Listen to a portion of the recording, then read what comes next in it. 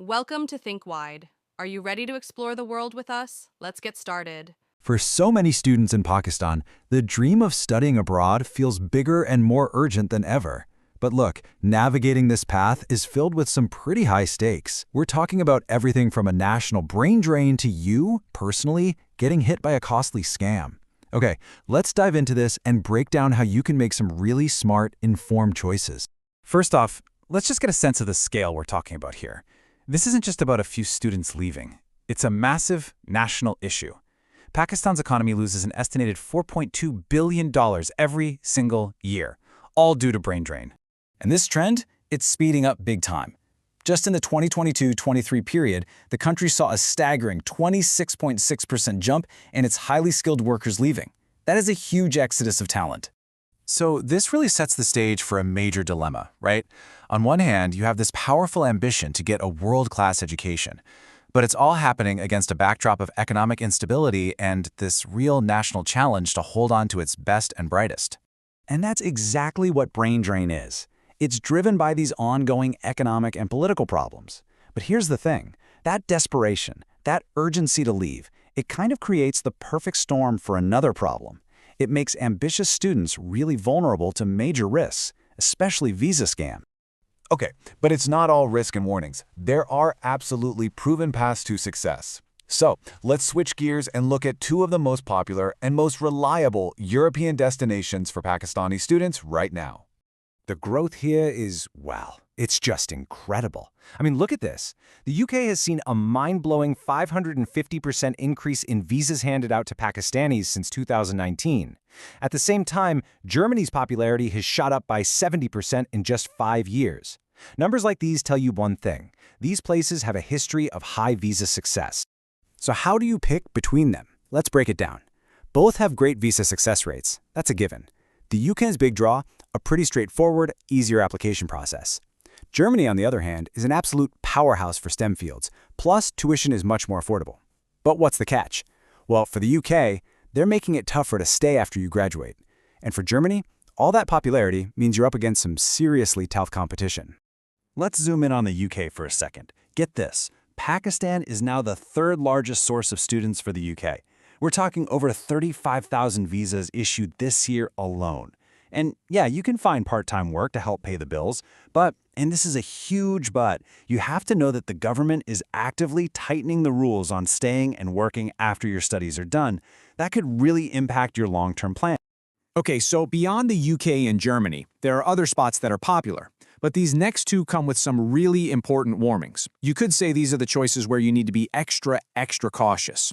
And let me be incredibly clear about this one. When it comes to Georgia, unless you are applying for an MBBS, a medical degree, there is a very real, very high risk of being deported. And this can happen even if you have all the correct paperwork. And here's why it's such a tricky situation. The appeal is obvious, right? It's cheaper. And for medical students, the visa success rate is actually quite high. But there's no consulate in Pakistan, so you're already jumping through hoops applying via Iran. The bigger issue is that authorities know some students have tried to use Georgia as a backdoor to the rest of Europe, so they've cracked down hard. And sadly, that means many non-MBBS students are being turned away and deported right at the airport. Now, let's talk about China. You hear the phrase all-weather friend a lot, and in this case, it really means something. That strong relationship between the two countries translates into China offering a ton of educational visas to Pakistani students, which makes it a super popular choice. So here's the deal with China. The crucial trade-off you need to understand. It is a fantastic place to get your education, especially for MBBS, where the merit requirements are lower and the fees are affordable. But, and this is key, if your long-term dream is to immigrate and settle down abroad, China is not the country for that. Its government policies on permanent settlement are just incredibly strict. Knowing all these risks brings us to probably the most critical topic of all, how to protect yourself from getting ripped off. Honestly, understanding how these scammers operate is your #1 defense against losing a ton of time and an even bigger ton of money. So how do these scams actually get people? How do they hook them in? It's often a depressingly simple and predictable process. Let's walk through a common example using Italy to see exactly how a hopeful student can get trapped. Okay, here's the playbook. Step 1. A consultant tells you, don't worry, getting an offer letter from an Italian university is a piece of cake. And sure enough, they get one for you.